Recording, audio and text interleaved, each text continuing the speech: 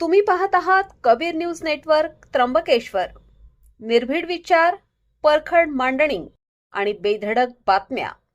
त्र्यंबकेश्वर तालुक्यातील प्रत्येक घडामोडीचा अचूक वेध घेण्यासाठी सज्ज आहोत आम्ही.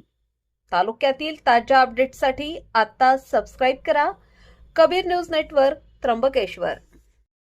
त्र्यंबकेश्वरमध्ये बोहाडा वसंतोत्सवाचा जल्लोष, दुसऱ्या रात्रीची रंगत. नमस्कार, मी अमिता गावंडे. कबीर न्यूज नेटवर्कमध्ये आपले स्वागत आहे. त्र्यंबकेश्वरच्या सांस्कृतिक परंपरेचा मानबिंदू असलेल्या बोहाडा वसंतोत्सव पारंपरिक सण 2026 चा दुसरा दिवस. मृत्युंजय त्र्यंबकेश्वरचा राजा मित्रमंडळ आयोजित या उत्सवामुळे संपूर्ण नगरीत भक्ती आणि उत्साहाचे वातावरण आहे. 30 मार्च पासून सुरू झालेला हा सोहळा आता आपल्या शिखरावर पोहोचला असून पौराणिक सोंगांनी त्र्यंबक नगरी दुमदुमली आहे. पाहुयात एक विशेष रिपोर्ट.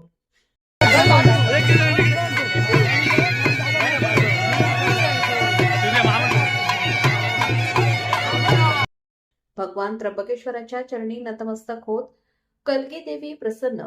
बोहाडा उत्सव मोठ्या थाटामाटात साजरा केला जात आहे.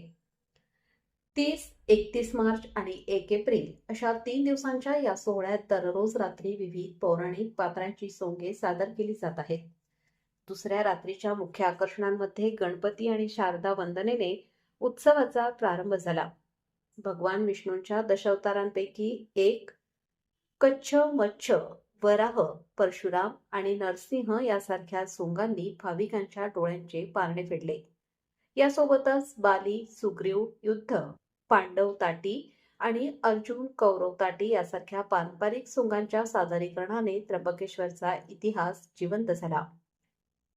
या उत्सवाच्या यशस्वी आयोजनासाठी मृत्युंजय त्र्यंबकेश्वरचा राजा मित्रमंडळाचे संस्थापक अध्यक्ष कुणाल उगले, अध्यक्ष बाळासाहेब गुंतके आणि कलगी देवी बोहाडा उत्सवाचे अध्यक्ष समीर पाटणकर यांच्या मार्गदर्शनाखाली सर्व पदाधिकारी आणि कार्यकर्ते अहोरात्र मेहनत घेत आहेत. विशेष म्हणजे 25 ते 29 मार्च दरम्यान कलाकारांनी केलेल्या कडक सराव आणि मेहनतीचे फळ या रंगमंचावर पाहायला मिळत आहे. आज 1 एप्रिल रोजी या उत्सवाचा तिसरा दिवस असून 2 एप्रिल रोजी सकाळी 6 वाजता देवी प्रस्थान कार्यक्रमाने या सोहळ्याची सांगता होईल.